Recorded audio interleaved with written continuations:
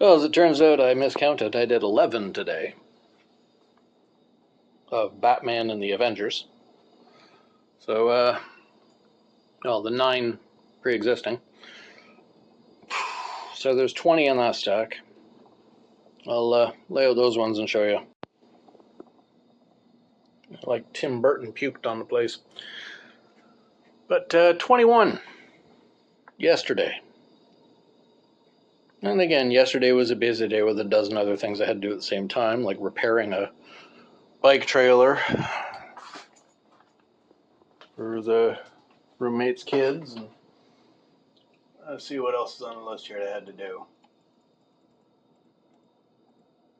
Yeah, putting out the garbage and recycling, posting to YouTube, recording and editing videos, posting to Instagram, putting up a shelf for the security system, which has a day later been removed and canceled, and changing the lock on the front door. So yeah, it's great. I just hope these things sell. So yeah, 21 and 11 and 9. So a lot. I'll get back to that stack after dinner and add more to this video probably. Alright, it's next day. Already working today. Didn't get anything done last night.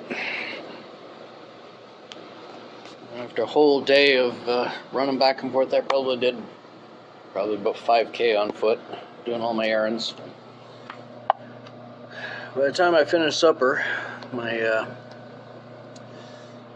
back and my hips revolted. I said, fuck you, I ain't doing it. Which sucks, but I mean, it's to be expected. I'm old. Some part of me decides they can't make it. I'm making it. However, started again today. And just brought to my attention by one of my friends, when I'm doing these videos, I should really, try and show and explain techniques. How I do things and why I do them, with like how I move my hands, where I put my fingers. It's very seldom you get a situation where you have to explain where you put your fingers. But yeah, so I should be given a little more information about what it is I'm doing and why. So follow me through this one. When we get through the stack over here, which is right there. When we get through some more of that stack over there, I'll show you what I finished for the end of the day. Okay, now follow along, close if you can. Machine's all threaded up, everything's running. This is folded in half. Outside on the inside of the fold. You line up your corners. And these are scrunchies. Nothing has to be exact or perfect. It's just, there's a lot of leeway for making mistakes. Drop a foot. Hold the thread down with one finger before you start turning the machine, because it will pull up back through the needle and you lose your stitching. So you hold it down. That's back there. I'm holding the thread down with one finger when I put my foot down on the pedal, holding the fabric down with my other thumb, and I'm slowing this wheel with my hand when I press the pedal. So there's a good technique. That'll keep control of the speed of motion when you start. Once you get started, use both hands on the fabric. All you gotta do is keep that corner lined up.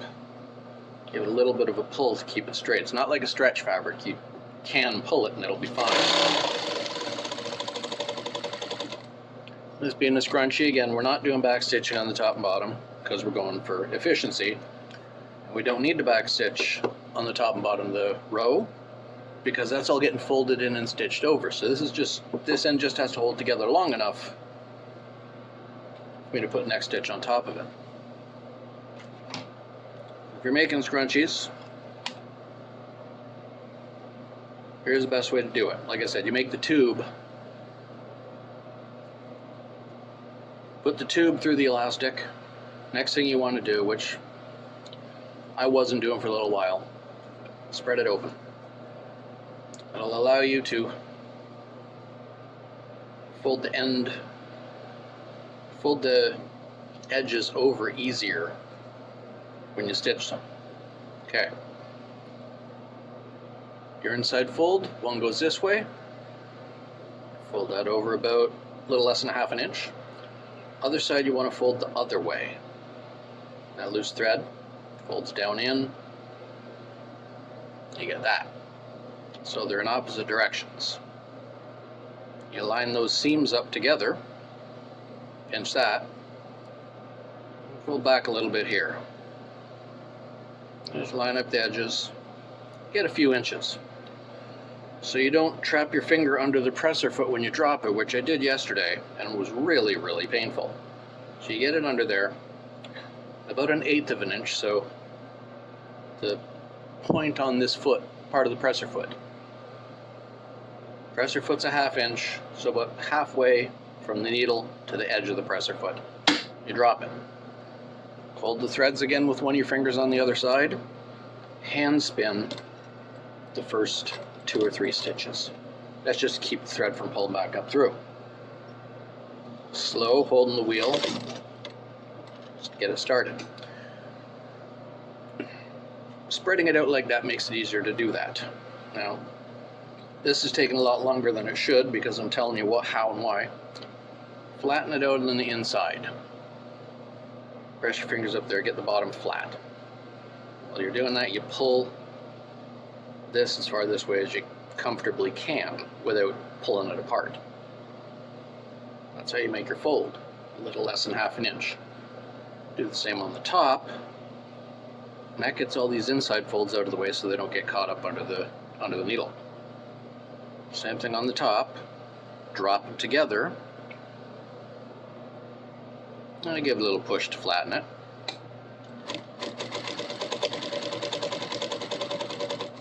There's your first chunk of the seam. I'm going as slow as I can here to let you know what's going on. Same thing again. Just repeat yourself. Flatten it.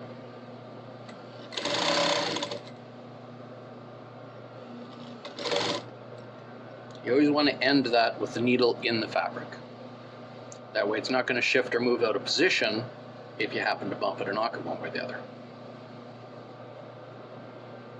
Let's do the next section and show you what happens. A little less than ½ inch, a little less than ½ inch, drop it there, press it down, 3rd time.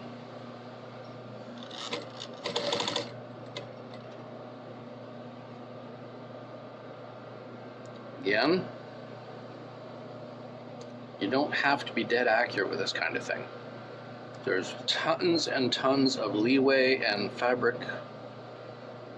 material like this, fabric, is very forgiving, as long as you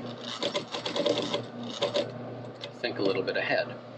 What you're left with is a couple inches here to get to this end.